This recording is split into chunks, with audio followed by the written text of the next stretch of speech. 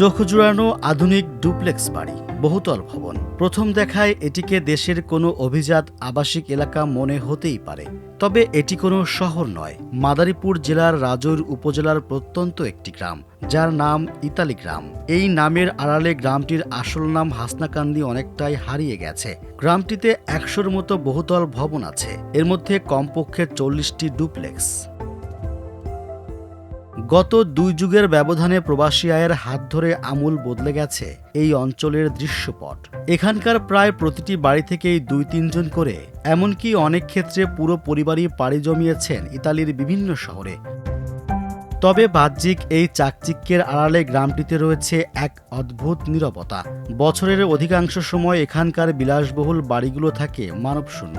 কেবল ২ ঈদে প্রবাসীরা দেশে ফিরলে গ্রামটি ফিরে পায় তার চেনা কোলাহল। বর্তমানে গ্রামের প্রবেশপথে প্রবাসীদের নিজস্ব অর্থায়নে তৈরি হচ্ছে একটি বিশাল তোরণ, যেখানে লেখা থাকবে ইতালি গ্রামে আপনাকে স্বাগতম। স্থানীয় তরুণদের স্বপ্ন আর সাফল্যের হাত ধরে মূলত গ্রামটির এই নতুন নামকরণ। গেছে এই দেশের লোক যাইয়া আস্তে আস্তে এই এলাকার লোক একজন যাওয়ার পর আর একজন যাওয়ার পর এরকম গেছে। এইরকম জন্যই লিবিয়া দিয়ে বেশিরভাগ ইটালিতে গেছে। ওইখানে ট্রলার যোগে বা বড় বড় নৌকা যোগে এরা ইটালিতে পৌঁছেছে। যাওয়ার হয়তো ২-১ বছর পরেই এদের কাগজ হয়ে গেছে। কাগজ হয়ে গেলেই এক একজনের বেতন মনে করেন ১.৫ লক্ষ ২ লক্ষ বাংলাদেশি হিসাবে।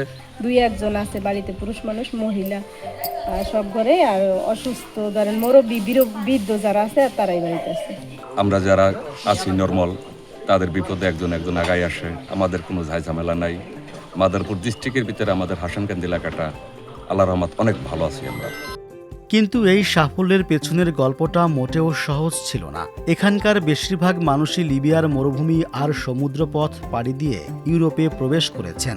মাদারীপুরের অন্যান্য এলাকায় এই বিপজ্জনক যাত্রায় অনেকের মৃত্যু কিংবা নিখোঁজ হওয়ার খবর পাওয়া গেলেও সৌভাগ্যবশত ইতালি গ্রামে এখন পর্যন্ত তেমন কোনো ট্র্যাজেডির ঘটনা ঘটেনি।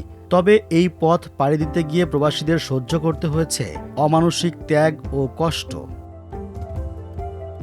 এলাকার বর্তমান তরুণ প্রজন্মের একমাত্র স্বপ্নই যেন ইউরোপের এই দেশটিতে পাড়ি জমানো।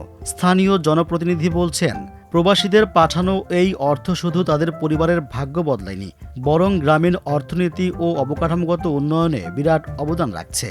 এখানে বেশিরভাগ মানুষ প্রায় ইয়াং জেনারেশন নাই বললেই চলে বেশি। কারণ বেশিরভাগ মানুষ আপনার ইয়াং জেনারেশন সবই যত যাই হোক না কেন, ওরা লাইফের অনেক বড় রিস্ক নেয়। কারণ নিচে গেম দিয়ে লিবিয়ে দিয়ে দেখা যায় বেশিরভাগ ইতালিতেই পাড়ি জমে। কারণ ইউরোপ সবার কাছে স্বপ্ন যেন আমরা সবাই যেহেতু ইউরোপে থাকি, সবার ফিউচার প্ল্যান ইউরোপেই লাইফ সেটেল করা। আর দেশের ভিতরে তাদের যে আসলে যে ইনকামটা করে, এর একটা শখ পূরণের জন্য দেশে আসলে সবাই একটু ছোটোখাটো বাড়িঘর করে, সবারই মোটামুটি পাকা বাড়ি ডিজাইন করে সুন্দর করে বর্তমানে অত্যাধুনিকভাবে করতেছে। আমি এজ এ মেম্বার হিসাবে বলবো যে আমি এই এলাকায় আসলে চাইতেছি দীর্ঘদিন যাবৎ যে আমাদের এলাকাটারে ওই রকমভাবেই বাংলাদেশের ভিতরে করা, ফোকাস করা। ঝুঁকি আর স্বপ্নের এক অদ্ভুত মেলবন্ধনে তৈরি এই ইতালি গ্রাম দেশের রেমিটেন্স যোদ্ধাদের এক অনন্য দৃষ্টান্ত।